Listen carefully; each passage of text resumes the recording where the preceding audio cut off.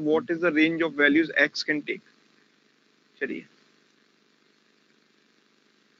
देखते हैं इसको। देखो p is x% more than q। अब कोई भी चीज अगर किसी चीज से कुछ परसेंट ज्यादा होती है तो हम क्या करते हैं, देखो ऐसे ऐसे लिख सकते हैं, p is equal to q into 1 plus x by 100।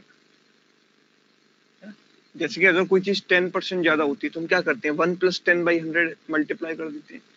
ठीक है, तो दैट इज 1.1, 1 प्लस 0.1 यानी 1.1, ऐसे ही करेंगे। p is x% more than q। Now q is x minus 10% less than r। q is x minus 10% less than r। तो q को अगर देखा जाए तो q is x minus 10% less than r। तो r से x minus 10% कम, तो 1 minus x minus 10 by 100, यही ठीक है, यही होगा। अगर लेटर से कि मैं आपसे कहूँ कि 20% लेस, तो आप क्या करोगे, 1 minus 20 by 100 से मल्टीप्लाई करोगे। तो यहाँ पर बोला है कि x minus 10% less than r, तो मैं 1 minus x minus 10 by 100 से मल्टीप्लाई कर दूंगा इसको। ठीक है, बोला है कि p greater than r।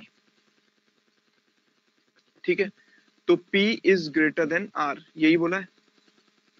What is the range of values x can take.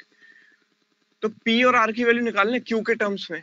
तो देखो r की वैल्यू क्या आएगी q के टर्म्स में, r की वैल्यू आएगी भाई q अपॉन ये, या इसको ऐसे कर लो, पहले थोड़ा सा सॉल्व कर लेते हैं। q is equal to r into ये हो जाएगा 100 माइनस एक्स प्लस 10 बाई 100, ऐसे कर ली, एलसीएम ले लिया 100, तो कितना हो गया 100 प्लस 10 110 माइनस एक्स, ये इधर चला जाएगा तो r की वैल्यू आ जाएगी 100 into Q upon 110 minus x. ठीक है, ये आ जाएगी, है ना। अभी मुझसे बोला कि p greater than r, p is greater than r। ठीक है, इस चीज को मैं यूज करूंगा और मुझे x की वैल्यू, x की क्या रेंज हो सकती है वो निकालनी है। देखो p की वैल्यू क्या है, q into 1 plus x by 100। r की वैल्यू क्या है 100 into Q upon 110 minus x. ठीक है, q से ये q कैंसिल हो गया। ठीक है, q से q कैंसिल हो गया। अब ये क्या बनेगा, देखो 100 plus x upon 100 is greater than 100 upon 110 minus x। ठीक है सर, क्वेश्चन हटा लीजिए। अभी क्रॉस मल्टीप्लाई करेंगे तो देखो क्या आएगा, 100 इंटू 110। ठीक है, दिस इज 100 इंटू 110 यानी कि 11000, 11,000। ठीक है, 110x माइनस 100x, ये आएगा 110 into x minus 100 into x, यानी कि प्लस का 10x minus x plus x, मतलब माइनस का x square is greater then 100 का स्क्वायर यानी 10,000। तो इसको इधर लेकर जाएंगे तो क्या हो जाएगा, x square minus 10x, 10,000 minus का दिस, तो माइनस का कितना हो जाएगा 1,000, दैट इज लेस देन 0। ये हो जाएगा, सबको एक साइड ले गए, सबको एक साइड ले गए, इस साइड कौन सा साइन है, लेस देन का साइन है। ठीक है, लेस देन 0।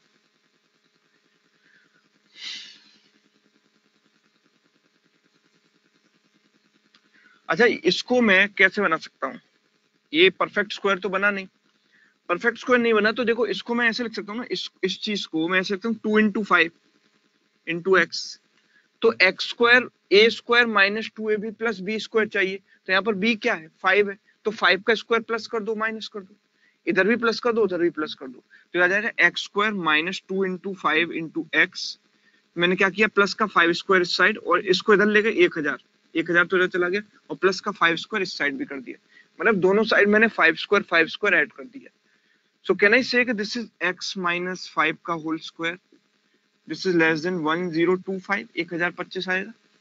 ठीक है, now that is, अगर अगर ये परफेक्ट स्क्वायर है तो इसको भी परफेक्ट स्क्वायर बना लो, तो मतलब इस ऐसा समझो ना कि दिस इज लगभग 32 का स्क्वायर। आपको पता है 32 का स्क्वायर क्या होता है, 1024 ही होता है ना, तो जब इसका स्क्वायर रूट लेंगे तो 32 ही आएगा, 32 से हल्का सा ज्यादा आएगा, 32 से हल्का सा ज्यादा ही आएगा। ठीक है, तो लगभग 32 हम बोल सकते हैं। ठीक है, लगभग 32। तो हम बोल सकते हैं कि x minus 5 must be less than 32, दोनों साइड स्क्वायर रूट लिया है ऐसे, तो x must be less than what 37। अगर x 37 से कम है तो 37, सर ये सर गेट बंद कर दीजिए, गेट x अगर 37 से कम है तो कहना इससे कि x की रेंज क्या हुई 0 to 37।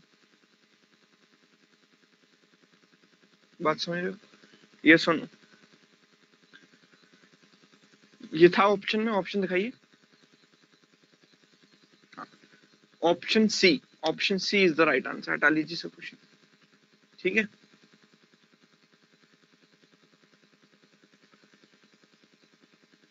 ठीक है,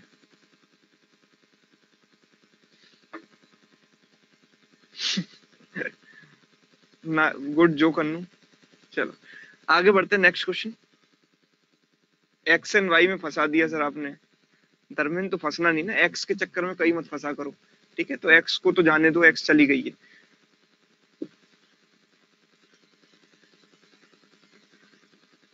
चलो आगे बढ़ते हैं नेक्स्ट क्वेश्चन की तरफ। नेक्स्ट क्वेश्चन है क्या, देखो ये सवाल क्या था, क्या ये मेंस लेवल है? सर ये कैट लेवल है, मतलब इससे ऊपर का लेवल मेंस में भी नहीं आएगा। चलो देखो क्या दिया है, एन अलॉय ऑफ, देखो मजाक मत करो, पहले क्वेश्चन को कर लो। मालूम पड़ा कि ऐसे ही क्वेश्चन अगर एग्जाम में आ गए इस बार, कैट बनाने वाले किसी प्रोफेसर ने ही अगर पेपर बना दिया इस बार तो हो जाएगा काम। अब मुझे मिल जाए पेपर बनाने को, थोड़ा मजा आएगा। एसबीआई का paper. N alloy of copper and aluminium has 40% copper, 40% copper है, ठीक है। ठीक है चलिए, N alloy of copper and zinc, मतलब एक दूसरा एलॉय है, जो पहला एलॉय में क्या है, फर्स्ट एलॉय में है क्या, एलॉय 1, ठीक है। हम बोलेंगे कि कॉपर इज टू एल्यूमिनियम, ठीक है। और एलॉय 2 में क्या है, copper and zinc, copper and zinc, okay. चलिए पहले वाले में 40% कॉपर है तो मतलब 60% एल्यूमिनियम होगा। अगर 40% कॉपर है तो कहना इसे 60% एल्यूमिनियम होगा। तो 40 और 60 का रेशियो कितना होगा बोलो, 40-60 का रेशियो कहना इसे कि 2:3 का रेशियो होगा, है ना। 2:3 का रेशियो होगा। तो मतलब सिंपल सी बात ये दी गई है कि पहले वाले में कॉपर एल्यूमिनियम का रेशियो 2:3 है, और दूसरे वाले में कॉपर एंड जिंक का रेशियो 2:7 है, ठीक है। हमने इन दोनों को मिलाया और इस तरीके से मिलाया कि these two alloys are mixed in such a way that in overall alloy there is more aluminium than zinc। पूरे ओवरऑल alloy में क्या है कि एल्यूमिनियम का कंटेंट जिंक से ज्यादा है, ठीक है। And the copper constitutes x% of this alloy। Now what is the range of the values x can take, ठीक है। ओके, x की वैल्यू क्या हो सकती है, मतलब x% कॉपर का कंटेंट है टोटल में मिलाकर, तो x की रेंज कहां से कहां तक हो सकती है बताना है। तो एक बात बताओ, कंडीशन क्या है कि ओवरऑल एल्यूमिनियम ओवरऑल जिंक से ज्यादा होना चाहिए, ठीक है। Overall aluminium, there is more aluminium than zinc, aluminium जो है जिंक से ज्यादा होना चाहिए, ठीक है। एक काम करते हैं, इसमें कॉपर मान लेते हैं कितना 2x, कॉपर मान लिया 2x, एल्यूमिनियम मान लिया कितना, according to the ratio 3x हो जाएगा। अगर ये 2x है तो ये 3x हो जाएगा। इसमें कॉपर कितना हो जाएगा 2y, इसमें कॉपर हो गया 2y, और जिंक कितना हो गया 7y, ठीक है। अब एक रेशियो में एक वेरिएबल यूज किया है तो दूसरे में दूसरा वेरिएबल। अच्छा अगर एल्यूमिनियम जिंक से ज्यादा हो सकता है, एल्यूमिनियम जिंक से ज्यादा होगा तो एक्सट्रीम केस दो होंगे, कि या तो एल्यूमिनियम जिंक से बहुत ज्यादा हो, मतलब समझ रहे बात को, एक इमेजिन करो कि या तो एल्यूमिनियम जिंक से बहुत ज्यादा हो, और दूसरा क्या है कि या दोनों दोनों इक्वल हो जाए। इक्वल मतलब लोअर लिमिट, अपर लिमिट क्या है कि एल्यूमिनियम जिंक से बहुत ज्यादा हो गया, और एल्यूमिनियम की लोअर लिमिट क्या है कि वो ज्यादा से ज्यादा, मतलब in the worst case zinc के बराबर हो सकता है, जिंक के कम नहीं हो सकता। समझ रहे, बात तो यही है ना, कि जिंक से थोड़ा सा बड़ा हो, यानी कि बराबर, लगभग बराबर हो, लेकिन उससे कम नहीं हो सकता। These are the two extreme cases. ये बात समझ में आती है, यस सुनो, यही दो एक्सट्रीम केसेस है, ठीक है। तो अगर ये दोनों बराबर हो गए सपोज, तो मैं बोल देता हूं कि 3x किसके बराबर हो जाएगा 7y के, ठीक। 3x किसके बराबर हो गया 7y के, अगर ये बराबर हुए। This is one of the extreme case, ठीक है, this is one of the extreme case. अच्छा अगर ऐसी चीज आती है कि मैंने बोला कि भाई रेशियो में, अगर मैंने रेशियो प्रोपोर्शन में आपको बताया था कि अगर ये दो कोफिशिएंट इस तरीके से हो तो हम इक्वल में क्या मानेंगे, अगर ये 3x बराबर 7y है तो इक्वल में मानने के लिए सबसे कन्वीनियंट वैल्यू कौन सी है, एलसीएम। तो एलसीएम क्या है इनका 21। तो लेट अस से मैंने दोनों को इक्वल मान लिया, इसको भी 21 मान लिया, इसको भी 21 मान लिया, ठीक है। 21 इसको मान लिया तो ये कितना हो गया 2y, तो y की वैल्यू कितनी हुई 3, तो 2y की वैल्यू कितनी हो गई 6, x की वैल्यू कितनी हो गई 7, तो 2x की वैल्यू कितनी हो गई 14, ठीक है। इन दैट केस, ठीक है, जब ये इक्वल होंगे तो ऐसा होगा। तो इस केस में कॉपर का जो परसेंटेज है वो x% होगा, तो कॉपर कितना होगा, x की वैल्यू क्या होगी, यानी कॉपर की वैल्यू, कॉपर यानी कि x की वैल्यू, तो परसेंटेज कितना होगा, कॉपर का परसेंटेज अगर मैं देखूं तो कॉपर होगा टोटल 14 + 6 अपॉन टोटल क्वांटिटी कितनी है, ये कितनी है 35 और ये कितनी है 27, यानी कि 35 + 27 into 100, तो कहना इससे कि दिस इज 20 अपॉन 62 into 100, है ना, यही आएगा।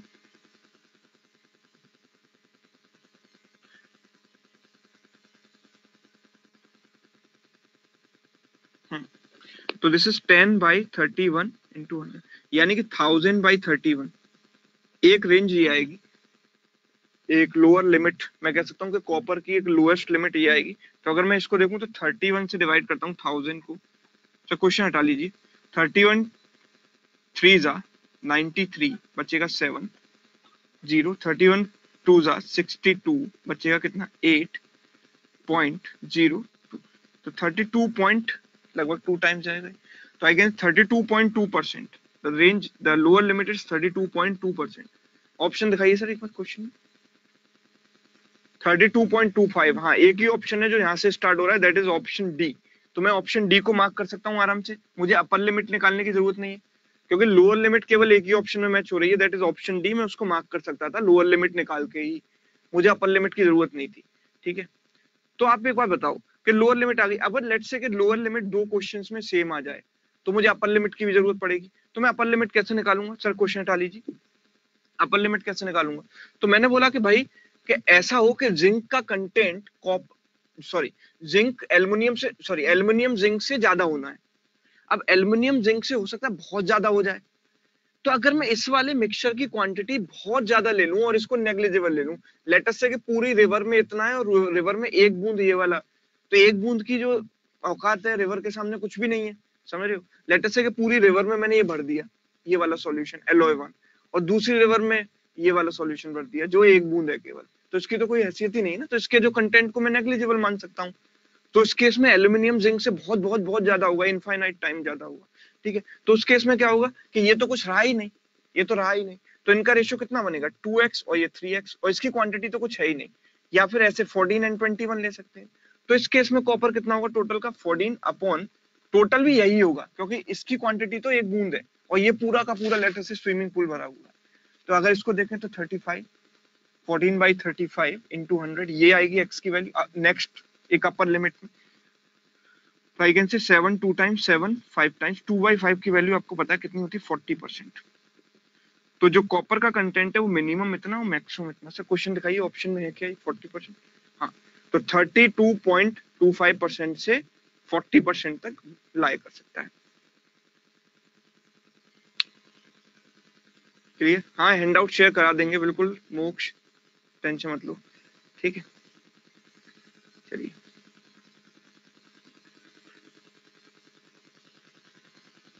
सर आपने पेपर बनाया तो मैथ्स का कट ऑफ 0 चला जाएगा, ऐसा नहीं है। ये क्वेश्चन आप बताओ कि सारे के सारे प्रैक्टिकल लॉजिक से हो सकते हैं कि नहीं, मतलब ये वो हवाबाजी वाले सवाल नहीं है कि चलो मैं तुमको ये बढ़ाता हूँ और ये मतलब एक ट्रिक से आप पूरा का पूरा प्रॉफिट एंड लॉस या परसेंटेज खत्म करो, ये सारी चीजें नहीं है। सारे बेसिक से और थोड़ा कूल माइंड होकर अगर आप सॉल्व करोगे तो बन पाएंगे क्वेश्चन, ऐसा नहीं है कि आप पे बन ही नहीं पाएंगे। अब ऐसी कौन सी चीज मैंने यहाँ बता दी जो आप नहीं कर सकते थे, ये दिमाग तो आप भी लगा सकते थे ना। चलिए ओके आगे बढ़ते हैं, नेक्स्ट क्वेश्चन देखते हैं। अब तुम्हारी बातों में लग गए तो फिर मतलब सवाल नहीं हो पाएंगे। चलिए थर्ड क्वेश्चन देखो। देखो यूजुअली क्या होता है ना, परसेंटेज लोग आसान टॉपिक मान लेते हैं और कहते हैं परसेंटेज क्वेश्चन तो हम कर ही लेंगे, जब हम SICI बना पा रहे हैं तो परसेंटेज क्वेश्चन में क्या है। लेकिन नहीं, परसेंटेज में भी टफ क्वेश्चन बन सकते हैं।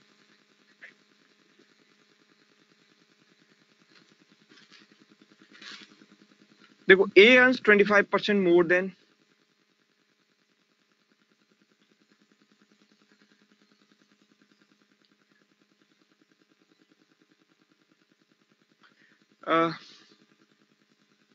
देखो क्या है, A earns 25% more than B, मतलब मैं कह सकता हूँ कि ए और बी का जो रेशियो है, अगर बी को मैंने 4 माना तो ए को 5 मान लिया।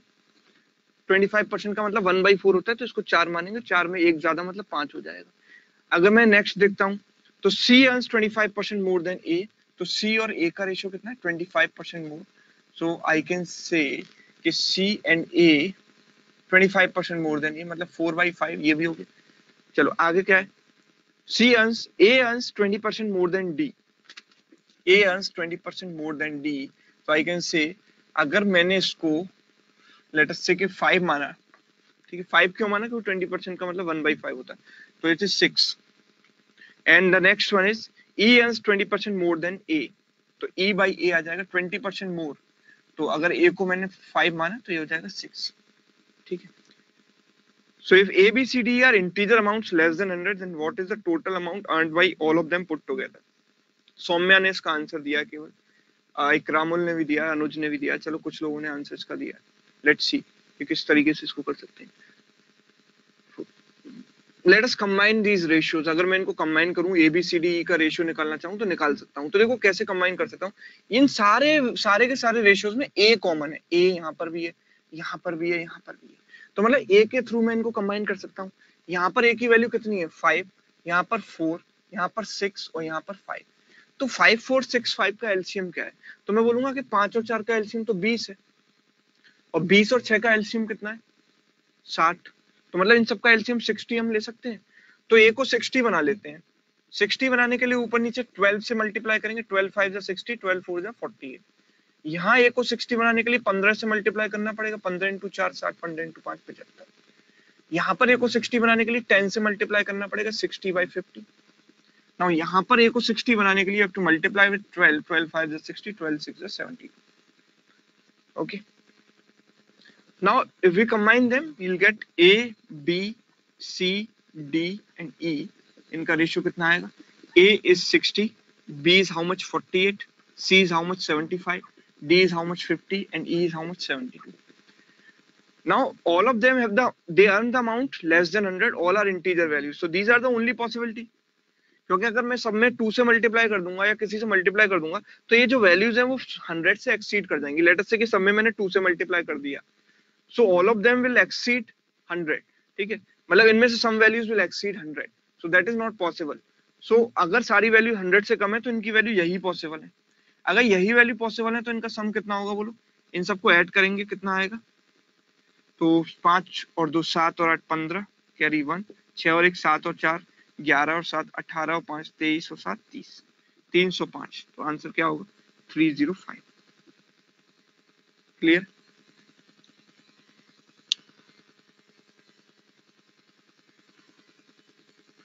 चलो नेक्स्ट क्वेश्चन क्या था, A is X% more than B and X% of the sum of A and B. What is the value of X? A is X% more than B and is X% of sum of A and B. एक काम करते हैं, A is X% more than B है ना, तो बोलते हैं कि भाई A is X% more than B, जैसे पहले क्वेश्चन में किया था मल्टीप्लाइंग फैक्टर, ये करेंगे, ठीक है, A is X% more than B and A is X, B and is मतलब A की बात हो रही है, is X% of the sum of A and B, तो A is X% of the sum of A and B, मतलब X/100 of A plus B, ये दिया गया है, यही है, बन पाएगा, नहीं बन पाया किसी पर, ये चंद्रक ने एक बोला है आंसर 75%, लेट्स सी, चलो देखते हैं, इसने कंफ्यूज कर दिया था, ये बहुत बेहतरीन सवाल है, मैं बताऊंगा इसमें बेहतरीन चीज क्या है। देखो क्या है, यहाँ पर सबसे पहले मैं x/100 को किसी वेरिएबल से रिप्रेजेंट कर देता हूँ, लेट अस से कि x/100 को मैंने मान लिया कोई फ्रैक्शन वैल्यू, कोई समथिंग y मान लिया, लेट अस से y मान लिया इसको, ठीक है, x/100 को y से रिप्रेजेंट कर दिया, थोड़ा आसान हो जाएंगी चीजें, तो मैं बोलूंगा यहाँ से कितना आ जाएगा, a बराबर b into 1 plus y, and this will be, यहाँ से आ जाएगा a बराबर y into a plus b, ठीक है, तो मुझे y के टर्म्स में अगर कोई इक्वेशन चाहिए, मतलब लेट्स से कि मैं a एंड b को एलिमिनेट करना चाहता हूँ, तो मैं एक काम कर सकता हूँ कि यहाँ पर बी की वैल्यू पुट कर सकता हूँ ए के टर्म्स में। तो यहाँ पर बी की वैल्यू ए के टर्म्स में पुट करूंगा तो y इंटू ए प्लस बी की वैल्यू क्या रख सकता हूँ यहाँ से a अपॉन 1 प्लस वाई, पहली वाली इक्वेशन से पुट कर दिया, a upon 1 plus y put कर सकता हूँ। तो क्या हुआ, a से a कैंसिल हो गया, ये 1 1 1 टाइम, ठीक है। तो क्या आ गया, 1 is equal to y, this is 1 plus y plus 1 यानी कि 2 plus y upon 1 plus y, ये आएगा। Now if you cross multiply you will get 1 plus y is equal to 2y plus y square. Now this will become y square plus y minus 1 is equal to 0. Now this is a quadratic equation. ये quadratic equation है, इसको solve करना पड़ेगा, ठीक है। इसको अगर solve करेंगे तो कैसे करेंगे, आपको वो minus b plus minus under जो डिस्क्रिमिनेंट वाला मेथड है क्वाड्रेटिक का फॉर्मूला वो पता है ना, B square minus 4ac upon 2a, पता है, श्रीधराचार्य मेथड पता है, ठीक है। तो बस उसी को लगा दो, क्योंकि नॉर्मली तो रूट्स हम इसके फाइंड आउट नहीं कर सकते। तो यहाँ से क्या होगा, y is equal to minus b, यानी कि माइनस बी की वैल्यू कितनी, 1 minus 1 plus minus square root of b square minus 4ac, यानी कि 1 माइनस 4 इंटू माइनस 1, तो 1 प्लस 4 हो जाएगा यानी कि 5 हो जाएगा अपॉन 2a, यानी कि 2 इंटू 1 यानी कि 2। अभी माइनस 1 माइनस रूट 5 लूंगा तो नेगेटिव आ जाएगा, विच इज नॉट पॉसिबल, कि नेगेटिव में परसेंटेज की वैल्यू नहीं होती है कि माइनस 20%, ऐसे नहीं होता ना। तो पॉजिटिव वाला रूट लेंगे, क्या हो जाएगा, माइनस से क्वेश्चन हटा लीजिए, प्लस रूट 5 अपॉन 2। रूट 5 की वैल्यू बताओ, कैलकुलेटर से बताओ या कैसे भी, आप अंदाजे से भी निकाल सकते हो। भाई रूट 5 की वैल्यू क्या है, लगभग 2.3 के आसपास होगी। कितनी आएगी रूट 5 की वैल्यू, 2.12, 2.25, वाह, 2.25 या 2.12 बताओ, 2.25, 2.3 के आसपास होगी ना, क्योंकि 23 का स्क्वायर 529 होता है, 22 का स्क्वायर कितना होता है, 22 का स्क्वायर कितना होता है 484, 22 का स्क्वायर कितना होता है 484, 484 से 589, मतलब 2.2 एंड 2.3 के बीच में होगी। तो कोई मिडिल वैल्यू लेते हैं, 2.25 ले लो या 2.223, लेट्स से 2.23 हमने लिया, या 2.25 भी लोगे तो भी आपका आंसर आ जाएगा। लेट अस से एक्चुअल में इसकी वैल्यू आई थिंक 2.23 होती है, as far as I remember, 2.23 upon 2। So I can say this will be 2.23 minus 1, yani 1.23 upon 2. So 2 6 times, 2 1 times, then 2 5 times, right? Now this is the value of y. अगर मैं x upon 100 को y के बराबर रखूंगा तो y की value 0.615, तो x की वैल्यू कितनी आ जाएगी 61.5%, 61.5%, ठीक है। ये जो रेशियो होता है ना, हमें इसको गोल्डन रेशियो के नाम से जाना जाता है मैथ्स में, गोल्डन रेशियो। आपने कभी फिबोनाची की सीरीज सुनी है, फिबोनाची की सीरीज कितने लोगों ने सुना है? शुभम, ये वो क्वेश्चन नहीं है, कोई और तरीका जिसमें तुम पूछ रहे हो ना, कोई और तरीका तो तुम वो चाह रहे हो, जादू वाले मेथड दिखा दिए हैं, जादू वाले क्वेश्चन नहीं है, प्रॉपर मैथमेटिक्स के क्वेश्चन है, ठीक है। तो जिन्होंने नहीं सुना फिबोनाची की सीरीज, वो क्या होता है कि जिसमें पहले दो टर्म के सम से अगला टर्म आता है। जैसे कि अगर मैंने 1 से स्टार्ट किया तो 1 2, तो नेक्स्ट टर्म आएगा 1 + 2 3, देन 2 + 3 5, देन 3 + 5 8, देन 8 + 5 13, देन 13 + 8 कितना होता है, 13 + 8 कितना होता है 21, देन इन दोनों का सम 34 एंड सो ऑन। इस तरीके से सीरीज चलती है, ठीक है। इसको बोलते हैं फिबोनाची की सीरीज। और इसमें बहुत ही खास बात होती है, अगर आपने कभी नोटिस किया हो, लेटर से आपने नहीं किया होगा, जो मैथमेटिशियंस होते हैं वो नोटिस करते हैं इस चीज को, कि पहले तो यहाँ पर देखोगे आपने 50% का चेंज है, तो यहाँ पर कितने का चेंज है, यहाँ पर सॉरी 100% का चेंज है, डबल हो गया ना। यहाँ पर 50% का चेंज है, यहाँ पर देखा तो आपने 2/3 यानी कि 66.66% का चेंज है, ठीक है। यहाँ पर आपने देखा 3/5 यानी 60% का चेंज है, ठीक है। यहाँ पर कितना 5/8 यानी 62.5% का चेंज है। यहाँ पर आप देखो, फिर आगे बढ़ते जाओगे तो आपने देखा कि यहाँ पर जो चेंज है ना, फ्लक्चुएट कर रहा है, मतलब एक चेंज काफी हाई है, फिर 50 पे आया, फिर यहाँ आया, फिर 60 पे आया, फिर 62.5 पे, ऐसे आ रहा है चेंजेस का, ठीक है। लेकिन एक टाइम के बाद, अभी आप थोड़े और टर्म्स आगे चलोगे तो हमेशा दो कॉन्जिक्यूटिव टर्म्स के बीच का जो परसेंटेज डिफरेंस आता है, परसेंटेज इंक्रीज आता है, वो 61.5 पर आकर स्टेबल हो जाता है। तो ग्राफ कुछ ऐसा हो जाता है कि मतलब 61.5% फिक्स हो जाता है। दिस इज फिबोनाची सीरीज, ये इसकी खास बात होती है, 61.5% पर जाकर स्टेबल हो जाएगा ये, ठीक है। पहले फ्लक्चुएट करेगा, फिर 61.5% पर जाकर स्टेबल हो जाएगा। तो फिबोनाची सीरीज है क्या, बस यही है कि भाई ए को अगर मैंने x% इंक्रीज किया तो बी आया, फिर इसको x% इंक्रीज किया तो a प्लस बी आया। तो अगर यहाँ पर आप x की वैल्यू निकालो यहाँ पर ऐसे ही रिलेशन लगाकर, तो x की वैल्यू वही आएगी 61.5%, बिकॉज ये है क्या, फिबोनाची सीरीज ही तो है कि a और b का सम क्या है, a प्लस बी, और दोनों के बीच में कॉन्जिक्यूटिव डिफरेंस, अगर ये दोनों सेम है तो वो जो सेम वाली वैल्यू है वो क्या होती है, 61.5% होती है। तो डायरेक्टली फिबोनाची सीरीज से आप इस चीज को याद कर सकते हो, ठीक है। और फिबोनाची सीरीज को एक्चुअली इंडिया में इन्वेंट हुई थी, और इंडिया में इसका नाम क्या होता है मालूम है, इंडिया में इसको क्या बोलते हैं, कभी गूगल करना है इसके बारे में, इसको बोला जाता है हेमचंद सीरीज। फिबोनाची सीरीज में, फिबोनाची सीरीज को इंडिया में हेमचंद सीरीज बोला जाता है।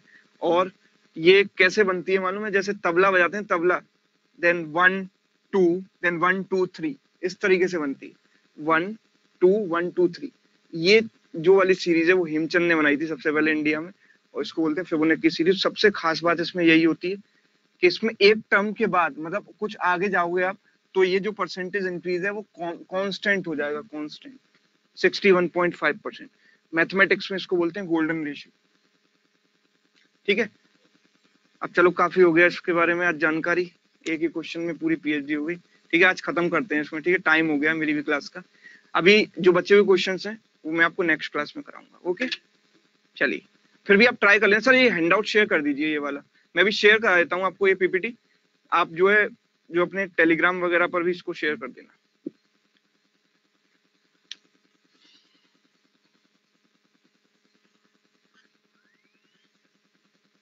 ठीक है। आप लोग खुद ज्यादा ट्राई कर दोगे, खुद से बन पाएंगे तो बेटर रहेगा थोड़ा।